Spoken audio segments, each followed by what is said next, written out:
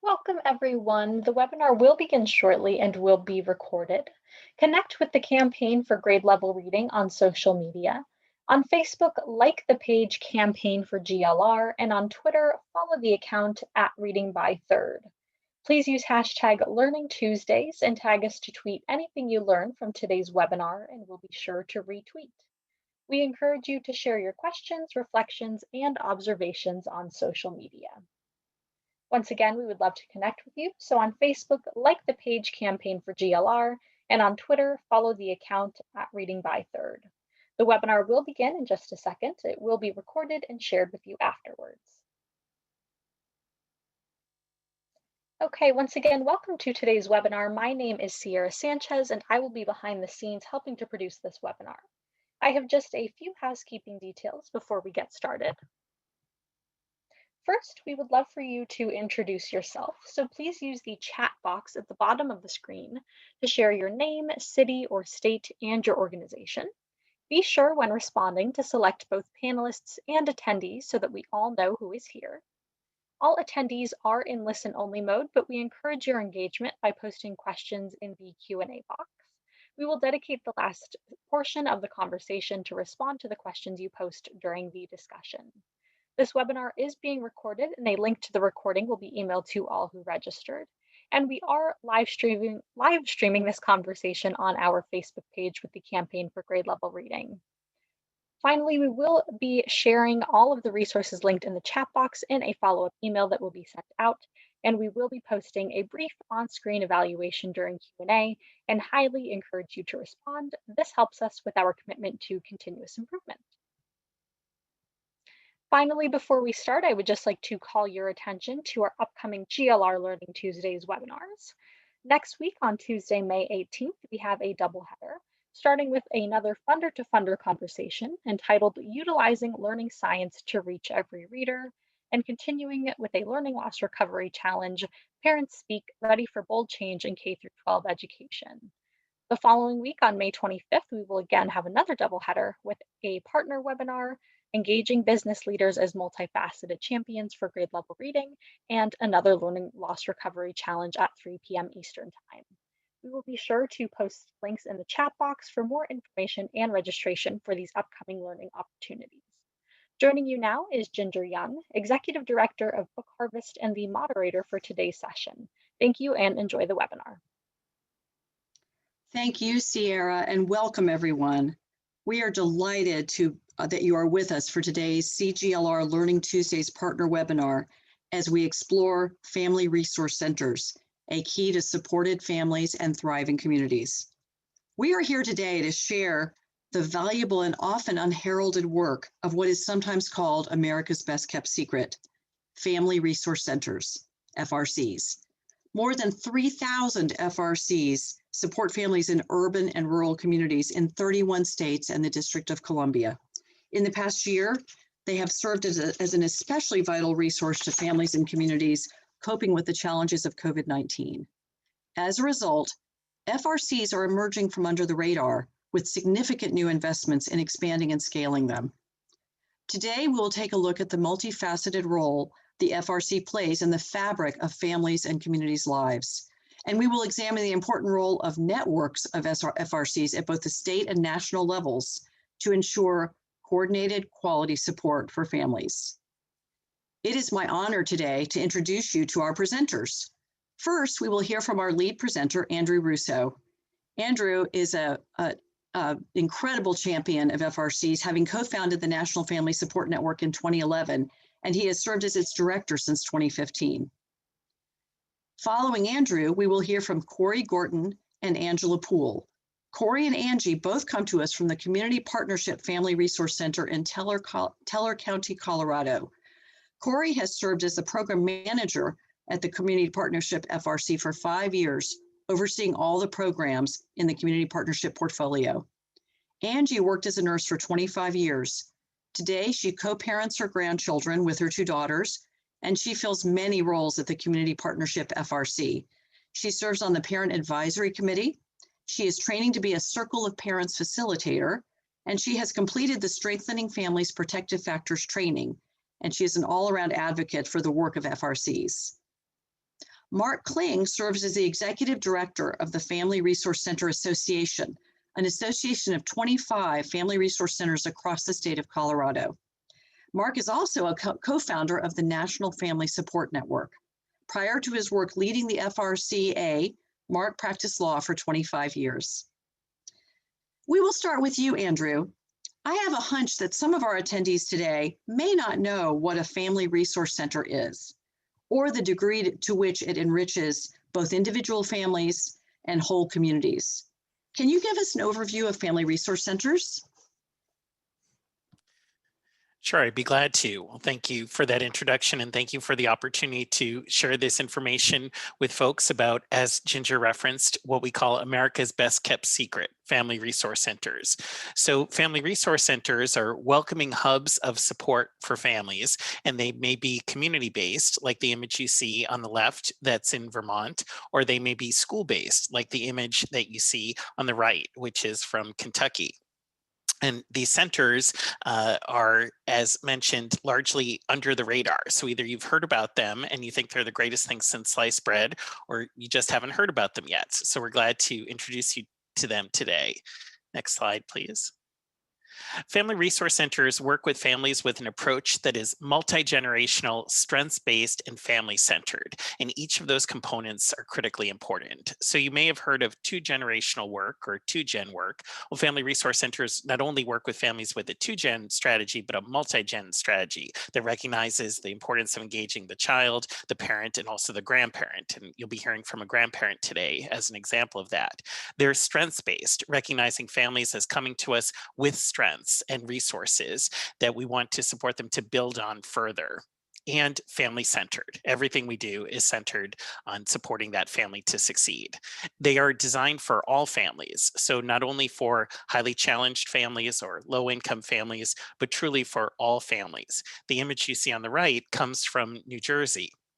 New Jersey has 21 counties and 57 family success centers. That's what they call family resource centers there. So that includes highly affluent counties and highly challenged counties as well, because the idea is that everyone should be able to access these supports for two of the most important roles we can have as adults, being parents or being spouses or partners. Two most important roles that we actually receive no training or support for whatsoever. So here are family resource centers in our neighborhoods to support us to succeed. They provide services that are at no cost or low cost for participants, and they support families to build protective factors. Next slide. Those protective factors include the Strengthening Families protective factors that you may have heard of that come from the Center for the Study of Social Policy. And what CSSP had done was to research whether there were certain factors, if when present, were more likely to indicate a family is healthy and strong and less likely to experience child abuse and neglect. And they were able to boil it down to these five. So these five factors are the ones we particularly focus on. So when we're working with families, we want to be supporting them to build these protective factors because we know they make a difference. Next slide. Family resource centers, and click on it further, have no dedicated federal funding. So they're unlike Head Start programs or home visiting programs or after school programs, all of which have dedicated federal funding. And click on it again. But yet, as Ginger mentioned, there are more than 3,000 of them nationwide. And click on it again, that serve more than 2 million people annually. Well, how could that be?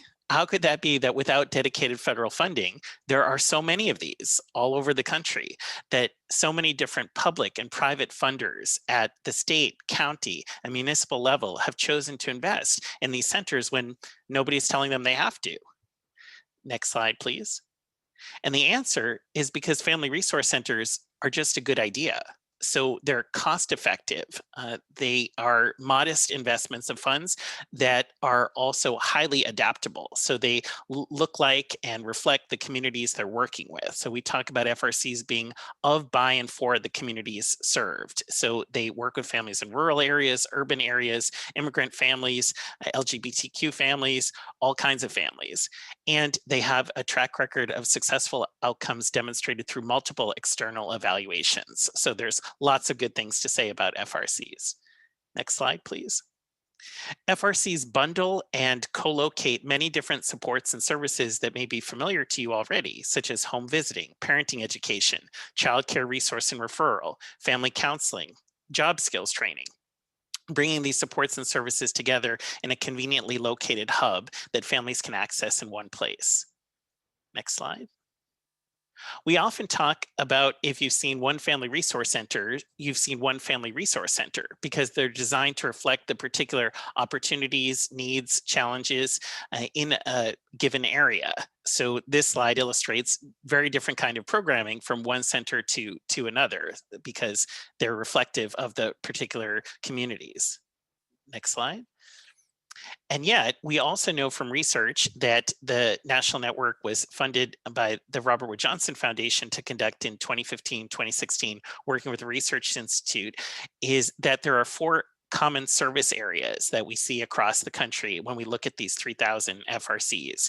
And the first area is parenting support. So parenting support exists along continuum from lighter touch to more intensive services. So lighter touch should be things like one-time parenting workshops, and then moving further down, parenting support groups, then parenting education series or classes using an evidence-based curriculum typically, and then finally home visiting representing the most intensive kind of parenting support program. And in states that have family resource centers, in addition to home visiting, is very common to see the two brought together. So for example, in West Virginia, all the home visitors are based at FRCs. And in Connecticut, all of the FRCs, which are all school-based, they all do home visiting. So it's just a logical connect to bring those supports together. FRCs also provide, as another common service area, access to resources, which again exists along continuum from lighter touch to more intensive services. So lighter touch being things like enhanced information referral, making sure families get the warm handoff to connect to supports and services that may be useful to them and support their healthy development. Next are concrete supports. So that's when the center directly provides supports a family might need, such as food or clothing or rental assistance. Next is working with families over time to address family identified needs and goals. In the past, this used to be called case management. We don't call it that anymore because we don't see families as cases to be managed, but we call it family development work.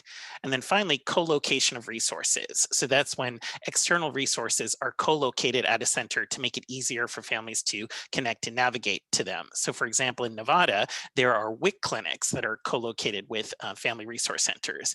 And in FRCs in Tennessee, there are government workers who are outstationed at the centers a certain number of days or hours a week to help screen families from benefits or sign them up for programs, which again makes it so much easier for families to be able to access them than families navigating across town with little kids in tow on 3 different buses to a place that doesn't even have a waiting area that's suitable for your children to be in while you're meeting with your worker. Here at this center, in this conveniently community-based hub, you can connect with all these supports right there. Family resource centers also commonly provide child-focused development activities and support the development of parent leadership. And you heard reference to that already with Angie's role in the Parent Advisory Committee of the FRC in her community. All FRCs provide the first 2 services that are on this list. So parenting support and access to resources are the bread and butter of any FRC, no matter big, small, urban, rural, whatever the size of their budget, how many staff they have, they all do that, parenting support and access to resources. And this is key to recognize in terms of their role in response to the pandemic, when those happen to be the 2 things families were asking for most, parenting support and access to resources. Next slide. And it's important to understand that family resource centers are not just a collection of services or a list of programs. FRCs provide hubs for families to build peer support and social connections with each other. This is one of the critical protective factors that we talked about earlier. We know that child abuse is highly correlated with social isolation. So families connecting with each other, supporting each other, it breaks the barriers of that isolation and helps families feel connected and build a sense of community. So when you participate in FRC, you're not just getting a service, you're joining a community of your peers who are there to learn and share together of the joys and challenges of parenting and family life. Next slide, please. mentioning the external evaluations that have been done on FRCs, we'll share just a few key data points for you. And there's much more information, the actual studies you can find on the FRC page of the National Network website. The first data comes from Alabama, which researched the social return on investment with FRCs in that state, determining that for every dollar invested, that the state received $4.93 in immediate and long-term consequential financial benefits. So basically a 1-to-5 ratio. Next slide, please. In Colorado, Teller County and the FRC that you'll be hearing from later, they have lay claim to a really wonderful piece to share with you, which is that since 2016, their Human Service Agency, which is the Child Welfare Agency, moved to a differential response system working with the FRC in their county. So differential response system is a call comes into the hotline and the child welfare worker determines that it doesn't rise to level, they're going to open a case, but they could tell the family could use some support or resources. And so they refer them voluntarily to the Family Resource Center. Since that time that they started making those voluntary referrals in 2016, the county has experienced a 57.7% reduction in the child abuse rate. 57.7% reduction, more than halving the number of children in the system. And there's only one FRC in that county. So just by working with one FRC, they've seen that incredible drop. And when we think about that drop, it's not only the savings to the system that come from that, because child welfare is an incredibly expensive system. So all the money saved by that number of children not entering it, but also the human costs that are saved in that. So all those children and families that will not enter this highly stigmatized system that no family wants to have anything to do with. And once many families are engaged in, they never get out of. So FRC's incredible alternative to families being involved in the child welfare system needlessly. Next slide, please. Kentucky is a wonderful example to share. In Kentucky, some 30 years ago, they were doing very poorly in terms of educational outcomes. So there was actually a lawsuit and then legislative effort to reform education.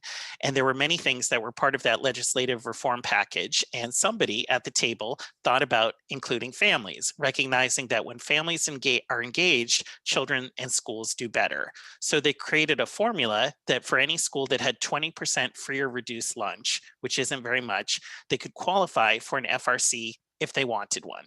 They had no idea how many principals, how many school districts would actually be interested in having one, but they put that formula out there and it turned out everyone was interested in having a family resource center.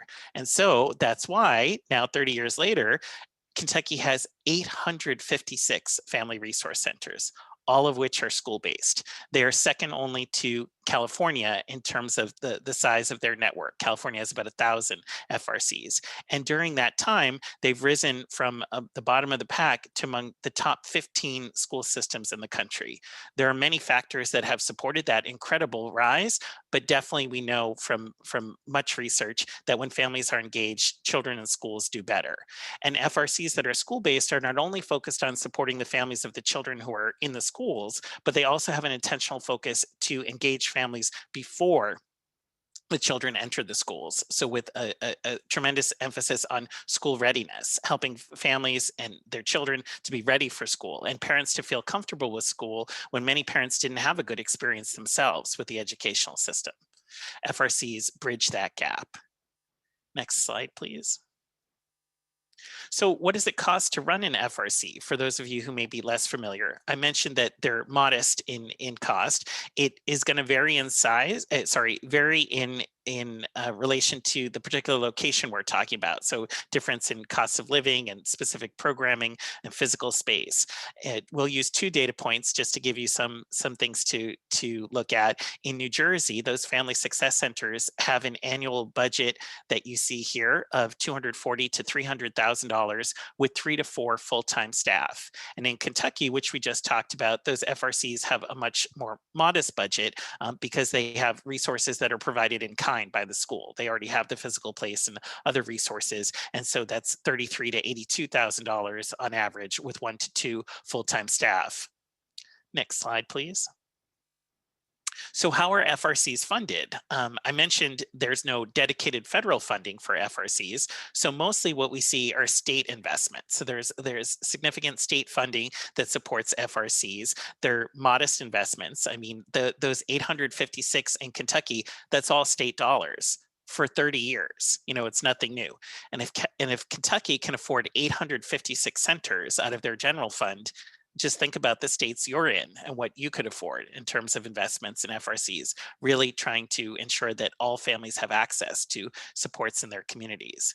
So we see investments by states, by counties, and municipal governments. In California, many of those FRCs are funded through the First Five commissions across the 58 counties of that state. And there is some leveraged federal funding that we see states use for FRCs as well, primarily through the Community-Based Child Abuse Prevention, or CBCAP, which just got an enormous increase with the latest rescue plan that passed in Congress. There are also foundation, corporations, individual donors, and in-kind support all help to support FRCs like this one, which is in Alabama. Next slide, please. And with that, I'm glad to, having set the stage for talking about FRCs, to welcome you to dive in and learn about one in particular with the example of the Community Partnership Family Resource Center in Teller County, Colorado. So this is the FRC that I mentioned that formed that partnership with the Human Service Agency in their county in 2016, and then saw that dramatic drop in the number of children in the child welfare system. And we'll first hear from Corey Gorton, who's the program manager there and responsible for many of the wonderful programs that they do, supporting and strengthening the families in their area. Thank you, Andrew, and thank you all for having us here today. I am here joined by Angie Poole, who is one of our amazing parents and participants in our center, and you guys are going to hear from her firsthand in just a few minutes as well. So as Andrew said, I'm Corey Gorton. I'm the program manager at Community Partnership Family Resource Center. We're in Divide, Colorado. We primarily serve Teller County, but we also serve parts of western El Paso County and eastern Park County. And we serve primarily 5 towns within Teller County. And we'll go as far as we need to service our families. So as you can see on here, our mission is to deliver programs and services that really strengthen families, and that is in our name, Community Partnership. We partner with the community, and we work with our families and our resources and our partners within Teller County to make sure that our families are strengthened. So all Teller County families are self-reliant, fully functional, and positive contributors to our community. That is our vision. That is our everyday goal in life at Community Partnership, is to make sure that we are raising our families up to be the best that they can be. Community Partnership was developed back in 1992. If you're familiar with Teller County, which some of you probably aren't, but we are in Teller County, we have Cripple Creek, which is a big mining and gambling community. And in 1992, that really impacted our community. And there was a huge need to support families with a transient industry. Lower paying jobs, a lot of people in and out, shift work. So there was a need to support families a little bit more. So in 1992, Community Partnership was created to fill some of those gaps. And as Andrew said, and as Mark will say later, there's currently 32 family resource centers in Colorado, and we're one of those 32 centers. You can go to the next slide, please. So there is a million different things that we do at Community Partnership, and I'm going to very quickly go through some of our programs. You heard Andrew talk about family development. So family development is a big umbrella term that we use at Community Partnership to capture the programs that we do one-on-one with families. So it's very individualized. It's based on what the family is wanting and needing. It's strength-based, as you also heard Andrew say. And within family development, we have the High Fidelity Wraparound Program, which is really involving the youth, their family, and all of their supports within the community, whether that's a neighbor, a teacher, a doctor, whoever it might be, to help that family get through whatever challenges they might be facing. And that's really what we're all about, is any family who comes in has some sort of challenge or question, and we're here to support them with that. And we do that through making referrals out to other partners, to other resources. And we also do that by just listening to what they have to say and helping them walk through those steps. And that's a lot about what family development and high fidelity is about. We also have our Parents as Teachers program and our parent-child playgroups. So that's where a lot of our prevention work comes in. Those are our early childhood programs, and we focus a lot with the parent or the caregiver on how to interact with their child, what is developmentally appropriate, what activities can they do, and then also within that, we do a lot of screenings and assessments, and I'll talk a little bit more about those in more depth on the next slide, but so we'll get to that further. We also have a GED program and a testing center, and we've had people from all over the state and even out of state come to our testing center. It's the only one in our community, and that's where we're sitting today, is in our testing center. We do Cooking Matters, which helps families understand the importance of nutrition and read nutrition labels, as well as budget and how to shop budget friendly. We do adult exercise, so we have yoga classes that we offer to the community. We do CATCH, which is Coordinated Approach to Child's Health, in the schools to make sure that kids keep moving and understand the importance of exercise and physical activity. Exploring Foods Together and Eat, Play, Grow are also some in-school programs that we do. And again, it's all around health, nutrition, exposing kids to new foods and making those healthy choices. And during the pandemic, we started a food pantry, which is very common in family resource centers, but it wasn't something that we had previously done because we have several food pantries in our community. But during the pandemic, one of them had to shut down, and then the school district also shut down, and they had asked us to take in a lot of that food, and then poof, overnight we had a food pantry, and we've maintained that on a smaller scale since then. And as Andrew said, we have the active parenting workshops, so that is where a lot of the social connection comes in and peer learning. And then Teller Talks, which is unique to our community. Teller Talks is not really a program, but an opportunity that we provide to our community based on what people are saying they want. Whether that is to learn more about social media, whether that is to learn more about maybe a more specific nutrition class. We just did a summer expo this last weekend to bring the community activities for kids to do over the summer and what they can sign up for. So it's based on what our community needs. Next slide. Thank you. So school readiness is huge at Community Partnership, and I think it is with a lot of family resource centers, especially as you heard Andrew talk about in Kentucky. So Parents as Teachers and our playgroup are two of our pretty strong school readiness programs that focus a lot on making sure that those kiddos and their parents are ready for preschool, kindergarten, first grade. So as you can see on here, I've listed some of the screenings we do. We do the ages and stages questionnaire, the developmental one and the social emotional one, and that helps us catch any concerns or delays early on, and then refer the family to appropriate services or resources that might support them with that need.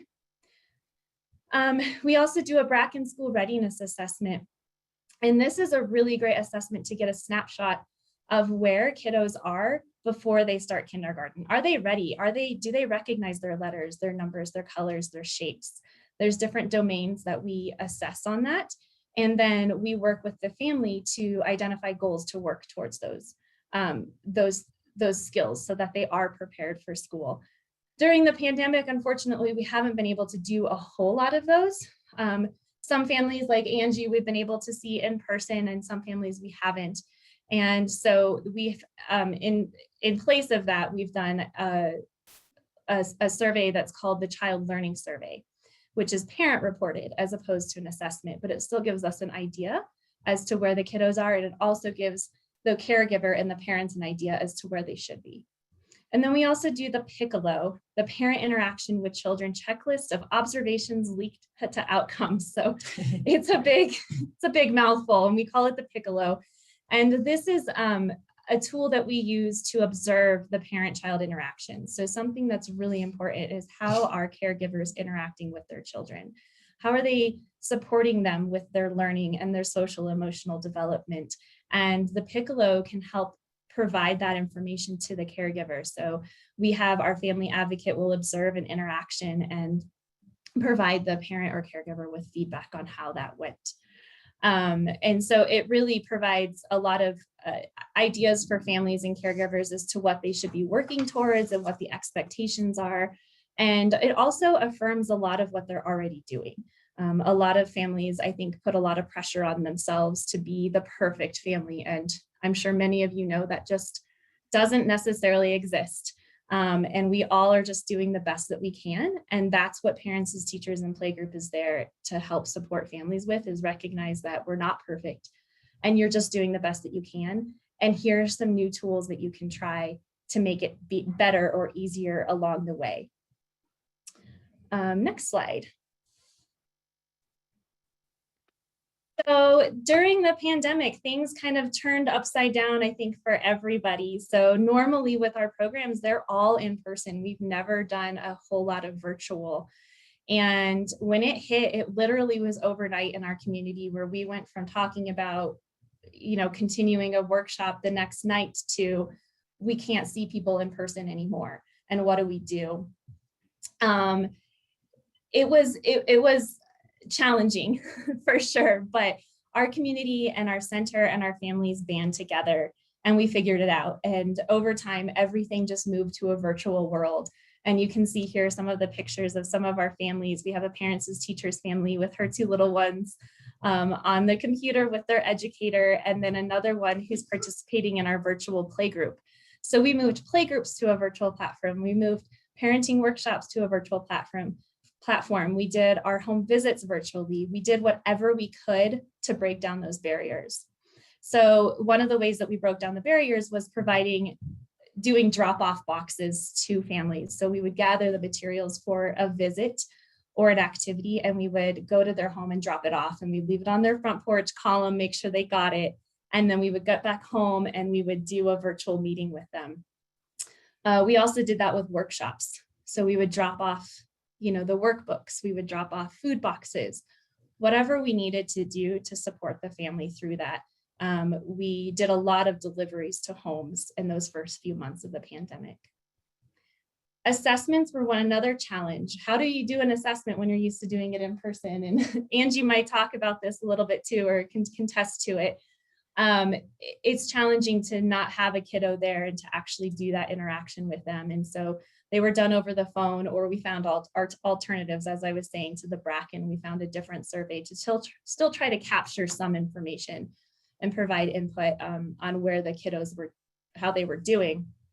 And that was across the board for not just our early childhood programs, but for all of our family development programs too. Just making sure that we're making those connections and doing the best that we can. And really what we found in the end is that parenting interactions with children really improved. Previously, you're sitting there in your home with your educator or your family advocate, and you're interacting with them and your child, and it moved to, I'm here with just my kid and I have to do it. And it was really magical in some instances to see how parents really captured onto that and really held onto that and enjoyed interacting with their kids, or would share their stories more of, we got the box and they were so excited. It's like they're getting a special delivery every week from you, and we can see what was in the box and what we could do. And so it was really fun to kind of share that with the families and see those reactions. And it came with its challenges. Some families were not able to get on a virtual platform. Internet access is limited. Technology is limited. Angie can also contest to that. She had challenges with internet. And so how do we get over that? And as time went on, we realized that we could eventually see people in person. We just couldn't go into the homes. So did you have anything you wanted to share about that? No? Okay, go ahead. Next slide, please. One of the biggest things that we came out of COVID was the emergency support, the basic needs, those as essentials that families need.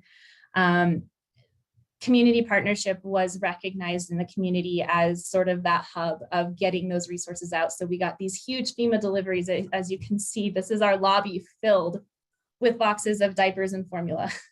And we were tasked with sharing that with the families because they knew that we had the connection to do that. We coordinated the volunteers. Like I said earlier, we had the food pantry because we had partners asking us to take their food so it wouldn't go bad. And then we also were able to provide some of that concrete funding, that direct funding to families to support them with utilities, with rent as job loss was happening, with transportation, with food, whatever their needs were. We did the best that we could to address those needs, and the community really put community partnership in the front line of that. All right, next slide. And through all of this, really, we just learned that we had to be flexible.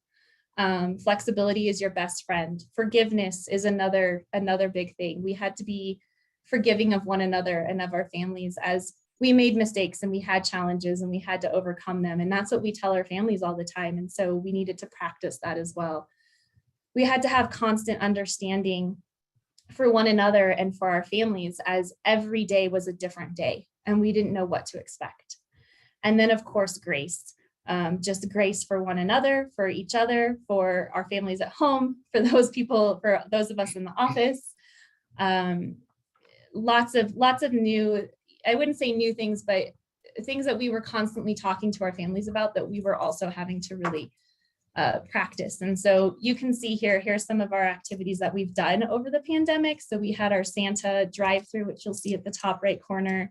You'll see Angie and her granddaughter in the bottom right-hand corner doing their home visit, their virtual home visit. On the left-hand corner, you'll see another family who was able to come into our playroom and have their visit, and then our lovely receptionist Yvette doing our food pantry on the top. So next slide. So what did we learn through all of this? On top of the things that I had just said, we learned that we could do it. Despite the challenges, our Parents as Teachers program still maintained their fidelity through all of this. We were one of 5 in the state to maintain their fidelity through the pandemic. And so we were very proud of that. And our team and our families worked really hard to make that happen. We were able to provide over $200,000 in basic needs assistance. That is more than, I think it was more than 3 times what we normally have done. And so there was a need and we were able to fill it. And 100% of the families who normally participate in playgroup affirmed that they were prepared their children for school. So we're doing something right? So we're bringing families in and they're having fun and they might not even realize that's what's going on, but their kids are coming out of a really fun activity, being prepared to start kindergarten and preschool. And then we also delivered over 600 care packages of food, which is something that we've never done before. And in just a course of like 3 or 4 months, we had 600 deliveries or packages of food that was given away. And the bottom line is that we couldn't have done it without our partners and without our families. We leaned on one another so much to make all of this happen, and we continue to lean on each other so much to make all of it happen. And that's what Family Resource Centers are about, is to bring families in and provide them with resources that can support them. And a big part of that is really reaching out to the partners in the community to make that happen. And so we value, as Andrew was saying, our partnership with our Department of Human Services. We value our partnership with the school district, with the WIC office, you name it, and we're reaching out to them and making sure that we have all of the partnerships in place and the information so that we can properly share and support the families in our community. The next slide. So that is all that I have for you guys today. Here is our contact information. You're more than welcome to reach out if you have any questions. There's so much more about community partnership that I could share, but I'm going to pass it over to Angie Poole. Angie is one of our families that has been with community partnership for several years, and she came to us during a community event, and she's been stuck with us ever since. But she has been a rock star through it all. She's been faced with many challenges, and we're just proud to have her as a team member, really, at community partnership. So she's going to share whatever she wants to share about it and her work with us. So Angela Poole. Hello, everybody, and thanks for having me. I came to in Colorado in 2015 by myself, and it wasn't a month, and I had a daughter with me and saying, Mom, I'm having a baby, and I'm in this strange place and all by myself and don't know what to do. So I went to an expo, and that's how I found Family Resource Center. It has been awesome for my family ever since. All of the different programs, we started out with the play group. The play group has taught my grandchildren, which I have a 4-year-old and a 2-year-old that I take care of. It has helped to teach them the things to prepare them for the next step, not just for school, but the next step from the 2-year-old to the 3-year-old. You know, help and support in other ways of potty training, say. So playgroup was really big for us. It taught us many things. My daughters won't allow the girls to go to daycare. So playgroup has taught them many of those things that they would have picked up in daycare, playing with other people. So when COVID hit, it made it worse. So, but they made it as good as they could.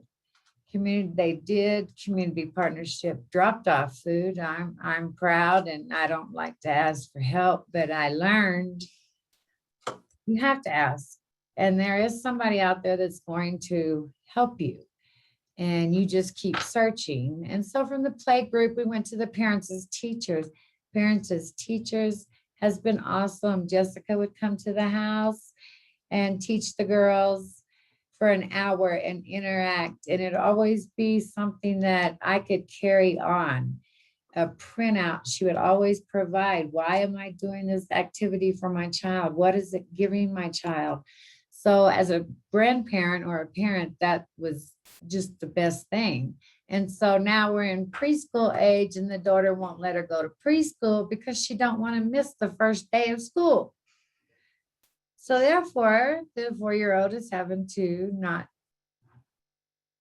go to preschool. So as we're advancing, COVID put a wrinkle in that.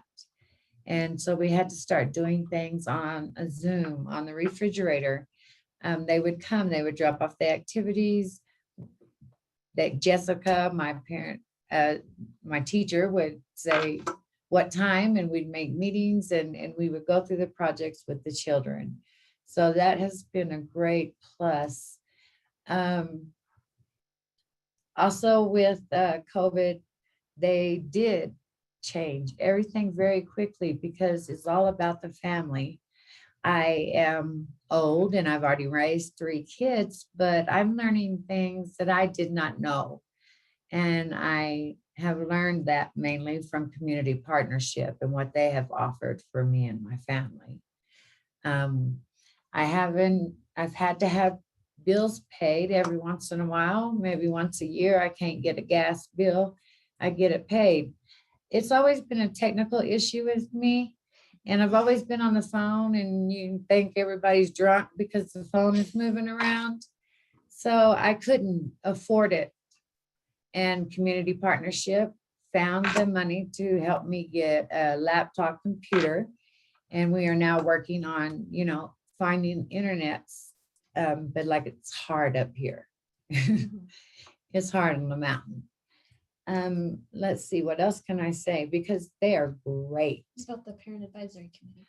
The Parent Advisory Committee, it has been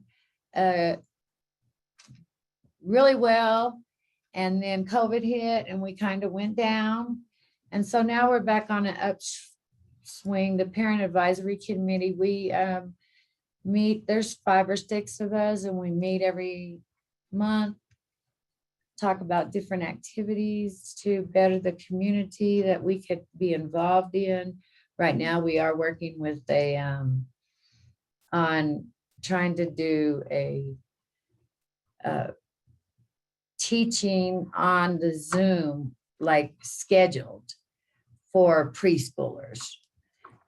We have tried to set up with our circle of families, we are doing different groups. We have a grandparent group that meets once a month, and we talk about what is on our mind or what's happening in our world.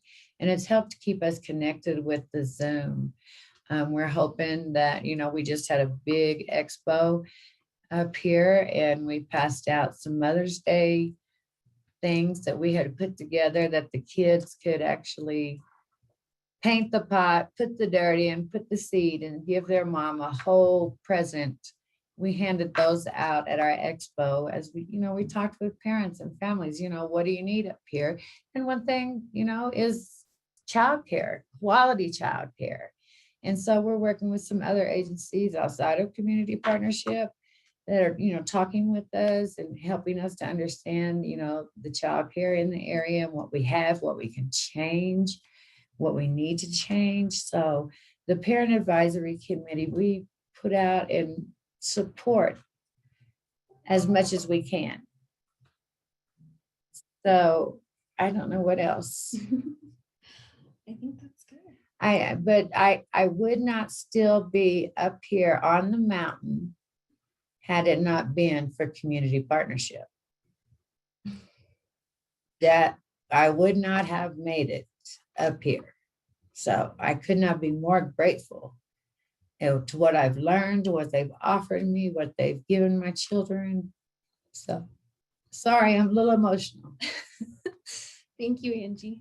but thank y'all.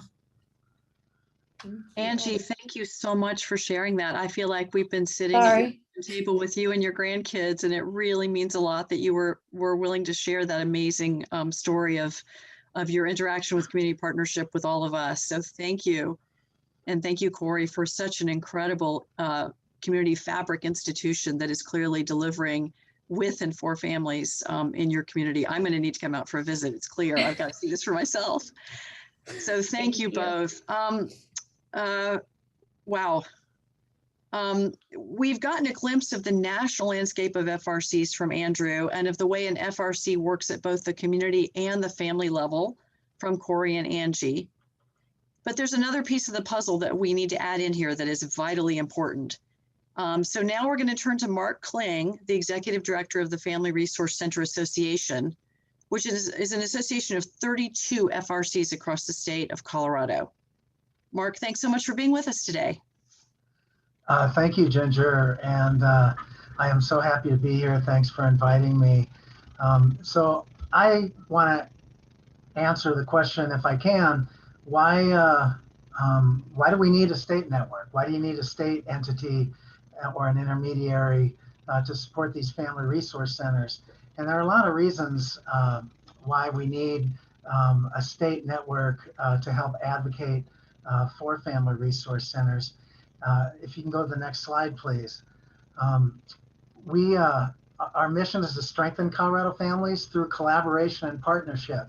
So one of the things we try to make sure that we do is collaborate and partner with many organizations within the state of Colorado so that these local family resource centers can kind of hit above their weight and have a state presence, both at the legislature, but also with state government entities and also at the national level. So our Family Resource Center Association, we provide that kind of public advocacy, including lobbying at the legislature for funding and other things. And also capacity building, we do in a number of ways we'll go into a little bit later. We help our centers build their capacity and become stronger over time. And of course, we do resource development and fundraising for our family resource centers so that we can straighten our network across the state. Next slide, please. We have 32 grassroots community-based centers, and they're very proud of the culture and community of the people they serve. The state of Colorado is like a lot of states. Once you get outside of the state capital, everybody's proud of their community, and they want to make sure that their voice is expressed and that their way of working with people is what works. And so our family resource centers definitely do that. We have 13 rural centers, 12 urban or suburban centers, and 7 resort communities throughout the state. And that includes a split of 28 501c3 nonprofits, 2 school district family resource centers, 1 early childhood council, which is a family resource center, and 1 county Department of Social Services has formed a Family Resource Center. And this kind of goes to show what Andrew said earlier, that once you've seen one Family Resource Center, you've only seen one Family Resource Center. Next, please. So here's our split, and it's geographically throughout the state of Colorado, showing that each community can have its own way of doing things, and they're spread out throughout the state, and we're getting some pressure from state stakeholders that they want us to go into even more communities that don't have a Family Resource Center because they see the success of Family Resource Centers. Next slide, and we'll go on our path of 25 years of family support services. Family Resource Centers were started by statute. The Colorado Department of Human Services established a 5-year pilot project and funded Family Resource Centers through 1998. And at that point, they did not include it. The next new governor did not include it in his budget. So they lost state funding for Family Resource Centers, which is why our Family Resource Center Association, our statewide intermediary, was created. We were created at that time to support our Family Resource Centers and make sure that they continue to get the support that they need to grow and thrive. We primarily focused on finding pass-through funding opportunities for our centers from 2000 to 2007. And in 2008, which is when I joined, we started really shifting towards evidence-based programs to make sure that we were utilizing national and other standards and best practices so that our Family Resource Centers could really represent that they were following best practices and cutting-edge services that truly help families. So we started utilizing a program called Efforts to Outcomes database. We started keeping data on the services we were offering families, but more importantly, we were keeping data in 14 different domains as to whether families were moving towards self-sufficiency and self-reliance or not. And that was a sea change for us as we started to be able to show our supporters how families were actually progressing and becoming more self-reliant over time. And we also started working towards a unified family development service delivery. It was very helpful, along with Andrew's help and the National Family Support Network, to utilize the quality standards for family support and strengthening. And one of the things we were being asked by our supporters and funders that were giving us money to pass through the centers is, how do we know that centers are doing the type of work that is described in the statute, that comprehensive coordinated case management and the resource information and referral and the types of programs that are so important? And this is how we answered that question for our funders and supporters. We implemented not only the database, but we started evaluating outcomes. In 2015, we upgraded our Colorado Family Support Assessment and had a reliability study published. We are on our way to building an evidence-based practice. We think by the end of 2023, our entire practice will reach evidence-based certification. And we're hoping at that point to be able to be a model for other states who want to utilize our evidence-based practice model so that they can also follow that pathway. We think that will lead not only for significantly better outcomes over time, but also more support from more funders who are looking for evidence-based models. And we use various implementation tools that I'll get in a little bit later. But this way, all of our 32 centers are using common tools, common technology, common methodologies that we think are best practices in the family support and strengthening field. We are now in the process of building health equity into everything that we do at our association level. And we're also working with all of our centers so that they can build equity, diversity, and inclusiveness into their practice areas also, so that we can show that to our stakeholders. Next slide, please. This shows our basic levels of membership. Somebody just coming in typically comes in as a basic member, and they get everything shown there, the advocacy and development and the peer learning opportunities and other opportunities. Then once they become comfortable with that, if they'd like to be a plus member, they can apply to do that. And each of these membership levels have different dues. So we are an association where our members pay dues and they get all the benefits of membership, including the database and evaluation and pass-through funding and other things. So plus members get everything that basic members do, and they also get the access to the database system and the evaluation services. And then finally, our premium members, and most of our members are premium members, get all of that, plus they get the access to pass-through funding opportunities. And I just might add that the amount of dues that our members pay is far less than the amount of financial and other advantages they get from being a member of our association. Next, please. So here's, again, our member benefits, but also showing what our member center responsibilities are. We put on trainings. We ask that our member centers submit documentation to us showing that they're current with their 501c3 status and other things. And we make sure that their staff is trained in what we believe are best practice trainings, including the quality standards. And we find that this works very well.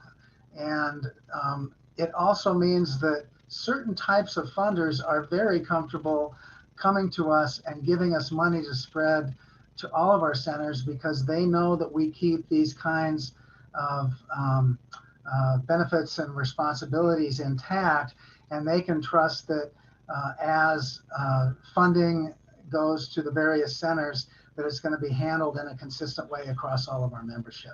And we find that to be a significant membership benefit. Next, please.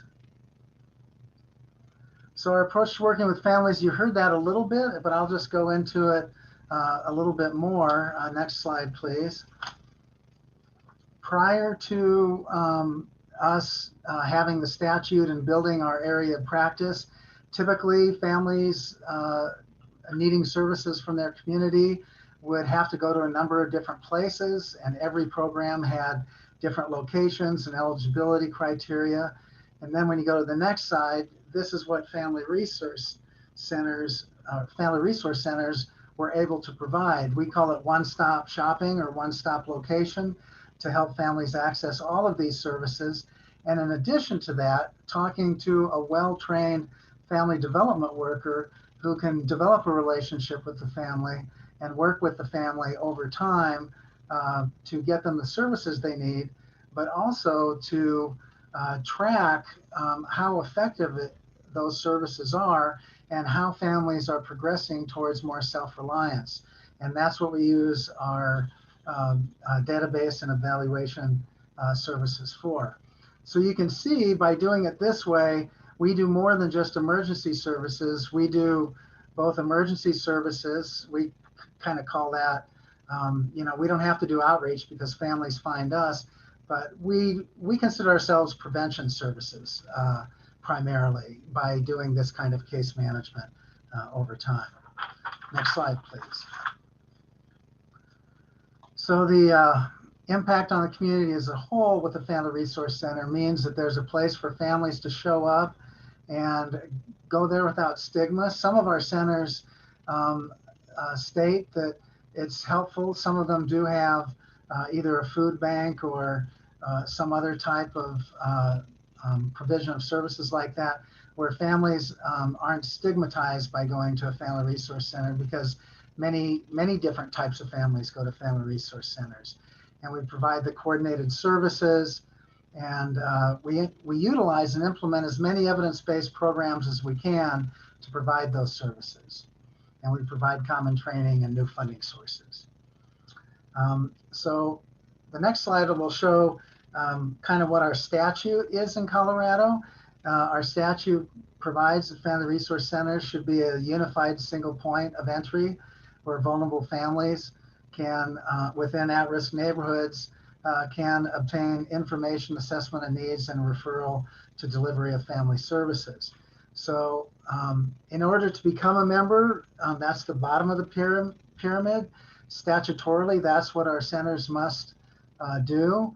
And then we work with them so that they can move up the pyramid to do more early childhood and parenting programs, promoting the strengthening families' protective factors, and then giving them optional services also.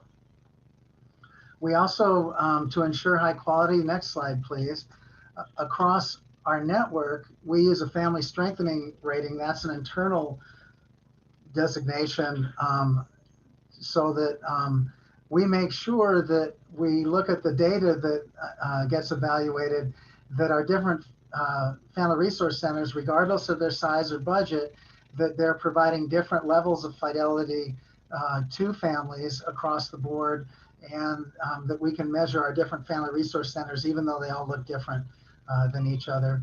And we also have a Family Pathways Essential Requirement Checklist, another internal tool to measure our member centers' compliance with our service delivery core components and our data entry requirements and training expectations.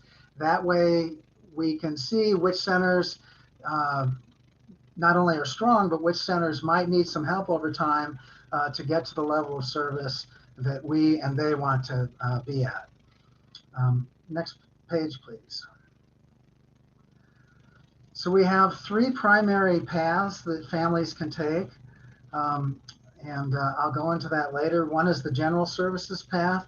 The second is the center services path. And the third is the family development path. And then they follow a family pathways framework that outlines the three primary paths which families utilize. So when a family comes to a family resource center, we utilize our Colorado Family Support Assessment, which is our primary assessment tool to assess family strengths and needs and monitor their progress towards self-reliance, and to figure out what it is they might be wanting to focus on while they're working with the Family Resource Center. We also provide training, that's in the next slide. We train to our Colorado Family Support Assessment and our Pathways tools. We train on the standards of quality for family strengthening report, and that's, we believe, a nationally accepted best practice model. And we also train on an evidence-based motivational interviewing techniques. So all of our family development workers at all of our centers are trained in all of these core areas. Next, please. We conduct evaluations, and you can see on that slide that over the course of the year, our families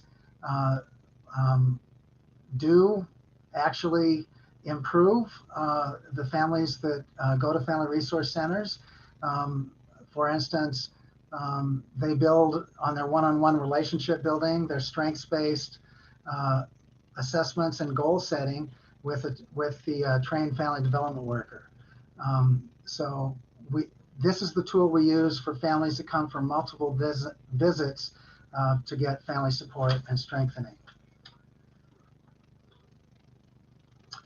And finally, let me just talk a little bit about the effects of the COVID pandemic on our FRCs. Next slide, please. So what we found is that a number of funders wanted to utilize our network to get emergency services to families during the pandemic.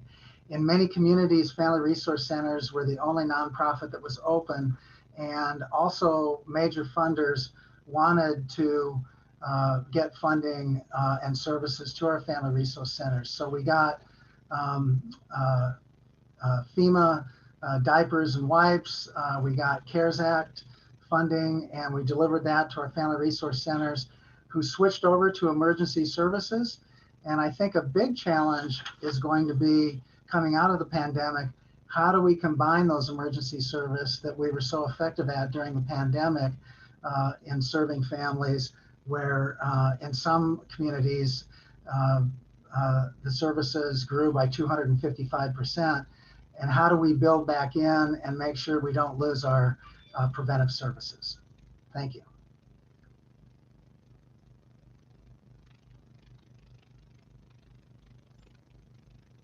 Thank you so much, Mark. That was quite a great overview of your state network and of the capacity within states to nurture and nourish these family resource centers. Now, before we turn to Q&A, I'm going to ask Andrew to provide a few more wrap-up reflections and thoughts on what the future looks like for family resource centers. Back to you, Andrew. Thank you, Ginger. So to put this in context, when Mark and I were at the table co-founding the national network in 2011, this national network map looked like this. So there were 8 states that not only had FRCs, but had hit upon the value of networking them together to leverage their collective impact in the ways that you've heard Mark describe with the network in Colorado. So this was the map back 10 years ago. And the national network itself was a volunteer effort for the first 4.5 years of our existence, where our steering committee members did the work of the national network on top of our full-time jobs running state networks. So it was a true labor of love until later we received some funding that allowed us to hire staff and move forward. So take a look at this map here and then click to the next slide. This is what the map looks like today. So in the past 10 years, the number of states at the table has quadrupled in size. So we've grown from 8 states to now 31 states plus DC, with, again, the more than 3,000 FRCs that serve more than 2 million people annually. And I say that 2 million people with an asterisk because those are actually before COVID numbers. And with COVID, as we talked about, that 2 of the things families were most asking for, parenting support and access to resources, those are the exact 2 bread and butter supports that any FRC provides. So FRCs more than rolled up their sleeves, redoubled their efforts. So we think the numbers have exploded in terms of the numbers of families that FRCs have supported. And with that, we've seen that that FRCs are starting to emerge from under the radar, with more states paying attention to how valuable these programs are, not only during the pandemic, but beyond as well. So if you happen to be from any of these states that aren't colored in green on this map, we're particularly interested to connect with you, because our vision would that this whole map would be colored in. Next slide, please. So speaking of the national network, our mission is to promote positive outcomes for all children, youth, and for all children, families, and communities by leveraging the collective impact of those state networks and championing quality family support and strengthening practices and policies. And our vision, simply put, is that that whole map would be green, as mentioned, that all families would be able to access quality family support services in their communities through family resource centers that are supported by strong networks. So that's our vision, is that we wouldn't think twice about there being an FRC in our community, just like there should be a good school and a park and a library. These are just building blocks of healthy neighborhoods. Next slide, please. So the areas of work of the national network are threefold. One is connecting networks to each other so that networks can peer share, learn from each other. They don't have to reinvent the wheel when they're doing this important work. And next is promoting family support best practice. And that's where our work comes in with, as referenced by Mark, the nationally adopted standards of quality for family strengthening support. So we have these national standards that get us all on the same page about what quality work with families looks like. And then also what we're doing today, the third area of work is raising visibility about America's best kept secret. Next slide, please. And there are lots of resources that are available for free on the National Network website that may be of interest to you if you want to explore this work further. So that includes information, research reports, videos, parent testimonials about FRCs. There are snapshots of each of the member networks, like the example you see off to the right from Alabama, where you can get a 2-pager that tells you what a network looks like in your state.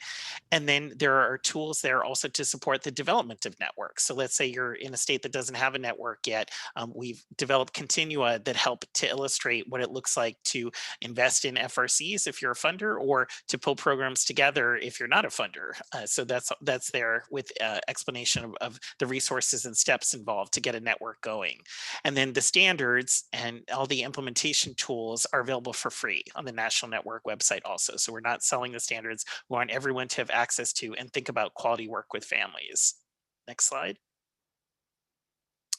So services the National Network provides are facilitating connections to NFSN member networks, doing presentations like this to help raise awareness about the value of FRCs to key stakeholders. We're happy to do that. Again, we do those things for free.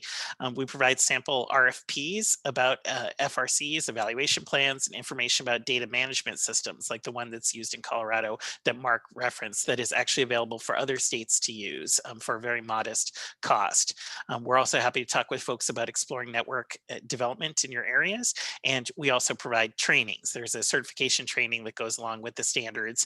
And we have another training as well about developing sustaining effective parent advisory committees, like the one that Angie serves on. That's a training specifically for staff about how do staff partner with families in shared leadership. Next slide, please. And the National Network also has webinars that are free and offered regularly, like these Tuesday ones. Ours are on Wednesdays, the following day. So tomorrow we have one on the standards that I mentioned. So if you're interested in finding out more, you can come sign up for that free webinar. That's tomorrow. We offer those on the standards on the second Wednesday of every month. So we do those regularly to promote awareness of these standards, which are valuable for anyone to use working with families. They're used by FRCs, but they're not written specifically for FRCs. We would say that they would help anyone working with families enhance your practice. And then we have a webinar that will zoom in on the network of FRCs in Nevada coming up later this month on the 26th. Next slide, please. Standard certification training is the National Network will offer what we call an open training. So that's one that anyone can register for coming up in at the end of June. The May one sold out already. You can also look on the certification training page on the website to find out if the standards training is offered in your state, because our model is that we train our network members to have train trainers in their states, and then they take on the role of training providers in their areas. So both the National Network offers the training, open trainings that anyone can come to, and then states also offer the training in their areas. Next slide, please. And this is the Developing Sustaining Effective Parent Advisory Committee training that I referenced earlier. You can find out more information about that on the website there. It's unique in that it's a training for staff. We looked across the country and found there was a lot of training for parents in terms of parent leadership development and advocacy skills and such. We found there was next to nothing on the staff side. So the phenomenon where the families would be all dressed up, ready to go, and our programs were back here. So that's why we developed this training that is specifically to support staff to support parent leadership development through this particular structure, effective parent advisory committees. Next slide, please. Right, and next week is our national briefing, which is also celebrating the 10-year anniversary of the National Network, which means Mark and I just got old. And the national briefing it provides the annual lay of the land of FRCs in the country, where they've come in the past decade. We'll be looking at as well, and where we're going moving forward, which, as referenced, is particularly exciting time to be talking about this with new federal funding that is available that states may choose to use for FRCs, and we're really excited to help especially promote the state's awareness of thinking about using the resources through the community-based child abuse prevention increase, CBCAP increase, that is a $250 million increase to that fund that is very flexible, that states can use for just about anything related to child abuse. So we have resources to support folks thinking about investing in FRCs and networks in relation to that. Next slide, please. And that's the contact information for myself and our membership administration manager. I'm based here in Washington, D.C., and our other staff are in upstate New York. And there's our website. Thank you. Thank you so much, Andrew. Thank you, Corey. Thank you, Angie. Thank you, Mark. This has been quite a deep dive into a wonderful resource that is clearly potent and very active across our country. I want to turn to Q&A. We have quite a few questions in the Q&A box. If you do have questions that you would like to have answered, we'll see if we can get to them in the time here. If not, we can follow up with you afterwards. So keep putting questions in the Q&A until we're out of time. I'm going to start with the question from Terrence Davis. I'm turning to all of our panelists here right now, but in particular, I'd like Corey and Angie to comment on this one. Terrence asks, the pandemic has hampered social connections in our community severely. Do you have any suggestions for how to try and circumvent this? Keep in mind that we are in a city with several other community barriers that keep people from being or feeling connected: poverty, community violence, and drugs among them. Corey and Angie, what would you say to this question about building social connections in the face of this pandemic and all of the problems that it's brought? All I can say is, Terrence, I think we feel you. That has been one of our biggest challenges, is maintaining those social connections and bringing people together, because we've had to do it virtually. And on the flip side, we are a very rural community. And so we have a lot of people in our community that self-isolate and don't want to be involved. And so social connections have always been a challenge for us to begin with, and the pandemic has just made it that much harder. And really what we found is, if it is possible to do something together in person safely, then do it. We have found that families are more responsive to that. Technology it's hard with kids, it's hard with parents, it's hard with life, with internet, with tech, a computer, and people are zoomed out, for lack of a better term. But you want to make sure you do it safely, right? And I recognize that some people don't even feel comfortable doing that in person. And so really it's just asking them what they need and what they want as well. But I don't have the magic answer to that, unfortunately. I wish that we had a great success story with it. It is a challenge, and it continues to be a challenge, but we have found that when we do offer something with social distancing, following COVID regulations, people are showing up for it, and they value it, and they want it and need it. Right. Yeah, I agree that it's hard. The social connection is really hard, and it's super hard when you don't know anything about technology. So I understand that it's hard. The best thing that I can say is just keep on trying. You can't stop because of technology, because I made everybody drunk running around my house with the phone trying to do technology, but that's okay. I did it. So whatever it is, you can't give up on it. You just keep asking and keep working. What else can we do? Do you have another avenue? And the best thing I could tell right now is, if you live in a state that is totally shut down still, and you can't be together because of the rules, then Zoom is the way to go.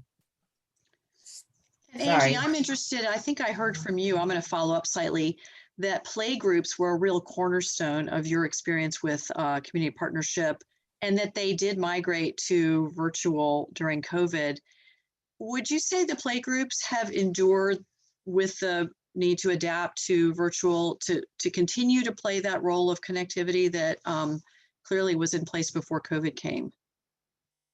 Well, as far as the, parents as teachers, my girls look forward to Miss Jessica dropping off the thing. Now, playgroup, we tried to do it virtually, and, we tried to do more of a physical activity virtually. And so everybody's kids were running around and you're holding the phone, but it got them up and it got them moving, and they looked forward to it. So that was the one thing. And now that we're kind of getting back to having playgroup, the kids still run and they're going to be together. I mean, it doesn't matter. So it's whatever you feel comfortable with. That's great. Thank you for that. I'm going to ask a question from Diana Del Becci now, which is, I'm interested to hear more about the links your organization has with the school district. Is there a formal MOU in place? Do you work with one school or all schools across the district? And I'll open that to anybody who has a thought on that, because I think that at local, state, and national level, there's going to be some good answers there. Yeah, at a more local level, we do, depending on what we're doing with the school district, we have a formal MOU, but we also have an agreement with our preschool programs in the school district for the Colorado Preschool Program, which is a funding opportunity for families to access additional funding to pay for preschool. That if they access that funding, they are asked to participate in one of our parenting programs at Community Partnerships. So we have an agreement with the school district that way. We also just partner with the school district to offer parenting workshops, to offer the community, the Summer Expo we were just talking about, the school district did that with us. So making sure that we have referrals coming in, they know what our referral process is so that they can easily get referrals of families and students to us. So there's a lot of different ways that it can look. And then we only have 2 school districts in our service area. And we do work more closely with one than the other, but that is because the other school district also has a great resource at their hands that they work really well with. And so we're here to support them as they need it. And they support us as we need it. So we just have a really good working relationship with them. Mark, do you have any other perspectives from other communities in Colorado about the school district question? Yeah, I think there are a couple of different ways you could deal with that. We have 2 family resource centers that are actually part of the school district, and they're office right at the school. And so what that means is primarily they're working with families who have school-age children, right? So families maybe that have preschool kids or older kids might not be as convenient for them, but those are schools that decided to open a family resource center right in their actual school. And in that case, it would not be a separate 501c3. This is just an agency, probably more like a fiscal agent to that family resource center. But another thing that could easily happen is a 501c3 family resource center could partner with a school to provide services to the school, or frankly, any other business or organization, or even another nonprofit that, let's say, only offers one service, but they don't do all the family support, but they want to refer, let's say it's a homeless shelter that wants to refer families to a family resource center to build on all the other skills they need other than getting homeless shelter needs taken care of. And in that case, yes, you would probably enter into some kind of written MOU or joint services agreement. Thank you. You all will notice that a very, very short poll has popped up. Please be sure to take that before you check out today, because it helps us, it informs our ability to make these webinars as good as they can be. So we really appreciate and value your input there. We're going to go for just a few more minutes before we have to wrap it up. Suzanne Harbin is asking if there are evaluations that Colorado is using that would also be available for others in other states to use. And I'm also curious about whether that shared evaluation metric across the network would help build the national fabric even more than it is now. And so that may be a question for both Mark and Andrew. Yes, we are in the process as we build out our evidence-based model of, one of the reasons we're building that out is so it could be replicable by others. Sorry, our office dog just joined me in the office, and she wants some attention. This is Moneypenny, everybody. But anyway, sorry about that. But we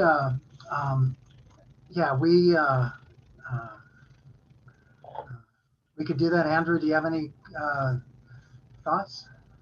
Yeah, I would just mention that the standards of quality, which measure the overall quality of a program, have implementation tools that are available also for free on the National Network website. So that's another resource that may be of interest to you. And those are not program specific. They're intentionally for any program working with families. Yeah, so, you specifically asked about evaluations. Our assessment tool is available nationwide, as Andrew had mentioned, our Colorado Family Support Assessment. So you could go on our website for the Family Resource Center Association and look at that tool and see if that's something you're interested in.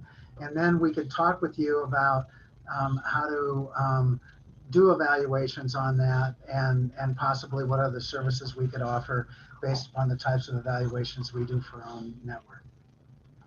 Thank you. That's great. The next question comes from Scarlett Loomis, asking if there was a nationwide push to establish FRCs across the country, even absent federal funding. She is in Missouri and didn't even realize family resource centers were in other states. Points out that in Missouri, they are also frequently named community caring councils or caring communities. Scarlett writes, I work at a community action agency and we have similar programs. So I'm curious about the history of FRCs and CPs. What needs were identified that weren't being served by existing organizations? We often partner with caring councils with the increasing emphasis on leveraging funds and avoiding service duplication. It would be great to know whether there is a dialogue on the national level about how these entities and FRCs can remain complementary rather than competitive. Andrew, that one's for you. Sure. Well, there's a lot there, so I'll do my best to address those thoughtful questions as thoroughly as I can very quickly. So first, I'll go backwards. Yes, there is a dialogue at the national level that's happening between the NFSN and the Community Action Partnership, connecting dots between FRCs and community action agencies. There are a number of community action agencies that have FRCs. FRCs are a strategy for working with families, just like community schools, which was another question people asked. If you have a community school, a logical strategy of a community school may be to have a family resource center. We don't see the work as competitive. We see the work as therefore connected and complementary. San Francisco, where I used to work, is a great example. There's one community action agency and it has several FRCs, but it's part of a network of 26 FRCs because no one community action agency could serve the whole population of San Francisco, right? So there's a need for both community action agencies and other programs as well. So that's how I would comment on that. Thank you. Q Redman asks, do you have any longer form holistic resources such as books, academic articles, and such that you could recommend about the practices and challenges around FRCs? And I think this one, any of you could answer if you have any recommendations of resources, which by the way, we can also include if you think of them later in the follow-up email that goes out. What comes to mind? I think for us, a lot of the trainings that we put our staff through is one of the things that I would recommend the most. So we do motivational interviewing with all of our staff. We have everybody read the book Bridges Out of Poverty, which is a really very interesting read, which I'm sure a lot of you may or may not be familiar with. We do reflective supervision. We do a lot of the trainings like Mark was talking about with the Colorado Family Support Assessment, the Strengthening Families Protective Factors. I mean, we have a list of like 20 some trainings that we require our staff to do upon hire, but those are the ones that really stick out. The motivational interviewing one is pretty life-changing, and I think is something that everybody should be trained in. And Bridges Out of Poverty is an amazing book that I think is a huge eye-opener for people as well. So fantastic. Thank you for that, Corey. Andrew and Mark, what else would you add? I would add the National Network website, there's a page that's the FRC page, we call it, and it's the repository for all things FRC. So reports and research and things are all there in one place. So what we have is there. And also we've gotten so many requests from folks who are interested in setting up individual FRCs, which is a different level than we usually work with at the national network. We typically work with state leaders and such, but we know that there's also this demand for folks who want to set up individual FRCs in states where there isn't a network to point them to help them with that, as they would have in Colorado if they were there. So we're actually looking at developing a FRC 101 program, and there's more to see about what that would look like in terms of, is that online modules or some combination of that and a cohort that meets or such. So tune in as we develop that, if that could help meet your needs. And I would say any resource out there that talks about the FRC model, which is longer term interaction with families, where it's that kind of comprehensive coordinated case management based upon what the family needs. And all of this is embedded in the quality standards that Andrew was talking about, where we listen to the family voice and provide them what it is they need. And it doesn't matter where we find what it is they need. It's our job to go out and help them get those services, whatever they might be. And that's another way to reduce the so-called competition. I always view anytime you're collaborating well, it means you're right next to your competition, and what you're doing is collaborating instead of competing. And you just you welcome them in and say, we want to work with you to solve these problems. And I would add that coming out of COVID, that collaboration is more possible and more important than ever. I think the ways that we can see the path ahead are deeper now than we might have been able to realize a year and a half ago, which is also, you know, the silver lining to what we've all been through, which has been brutally difficult for so many families across the country. We have 1 minute. I want to ask you quickly, this question's come to me from colleagues in North Carolina who actually are not part of the map right now. The map where I am is not colored green yet. And so, and maybe this is just for you, Andrew, how do we take that 60% of the country that is now green and turn it to 100%? That's a quick one. So we are always looking for the local champions. So we as the national network, we don't come in and set up a network. We look for who are the champions or catalysts who are willing to take this idea and talk to other stakeholders in your states and make it happen. Most recently, that actually happened with Hawaii, where someone who works in the school district came to one of our webinars, got really excited, connected with other folks, launched 4 FRCs during the pandemic that are school-based and virtual, and connected with other stakeholders to bring them into a larger network across the islands. People so can it's do that. happening. Yeah, it's happening. Wow. Okay, we need to probably meet back at some point in the future to see how the map's looking and hear more from people like Corey and Angie on the ground, find out about the state networks. We are out of time now. I cannot thank our panelists enough for your amazing sharing of resources and vision today. So grateful to everybody. There's a lot of work to be done, and we are stronger together. Thank you all. Be well and be safe. Thank you. Thank you. Thank you.